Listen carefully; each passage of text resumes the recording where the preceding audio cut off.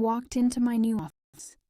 I expected nervousness, awkward introductions, and endless paperwork. I never expected to see my husband's smiling face in a silver picture frame on my coworker's desk. For a split second, my heart stopped. She noticed me looking and smiled proudly. "That's my fiancé, Daniel. We're getting married in 3 months." "Fiancé?" "My husband of 5 years." I forced a smile. "He's handsome." She laughed. "He's the sweetest man alive." I wanted to scream. Instead, I introduced myself, shook her hand, and spent the rest of the day pretending everything was normal. That night, Daniel kissed my forehead as if nothing had happened. "How was your first day?" "It was unforgettable." He smiled, completely unaware that I knew everything. I didn't confront him, not yet. Over the next few weeks, I quietly gathered evidence. Screenshots, hotel receipts, bank statements, secret messages, even videos. He had been living a double life for nearly 2 years.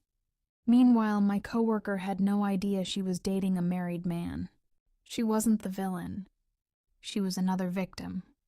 Then I discovered something even worse.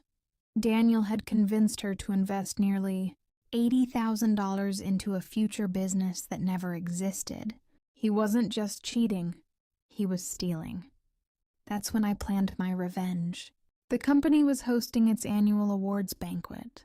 Hundreds of employees would attend, including Daniel as my guest. My coworker was excited to introduce everyone to her fiancé. I made sure that happened. When the host invited couples onto the stage for a fun anniversary game, I volunteered. Daniel looked confused but followed me. Moments later, my coworker joined us. The room grew quiet. I took the microphone. "I think there's been a misunderstanding." I turned toward my coworker. "You said this is your fiancé." She nodded proudly. Then I smiled sadly. "Funny, because he's been my husband for the last 5 years." The ballroom fell silent. Daniel's face turned white. Before he could speak, the giant screen behind us lit up. Photos, marriage certificate, vacation pictures, text messages, bank records. Everything. Gasps echoed across the room. My coworker burst into tears. Daniel tried grabbing the microphone. "She's lying."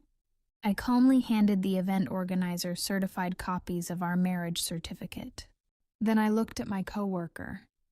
"I'm sorry you had to learn this way. You deserved the truth." She slapped Daniel across the face. Security escorted him outside as everyone watched. But my revenge wasn't over. The following week, I filed for divorce. Using the evidence of financial fraud, I also reported him to the authorities. His fake investment scheme collapsed. Several victims came forward. He lost his job, his reputation, and eventually his freedom. Months later, my divorce was finalized. I received a fair settlement and started over. One afternoon, I ran into my former coworker. She smiled. "I hated you for 5 minutes.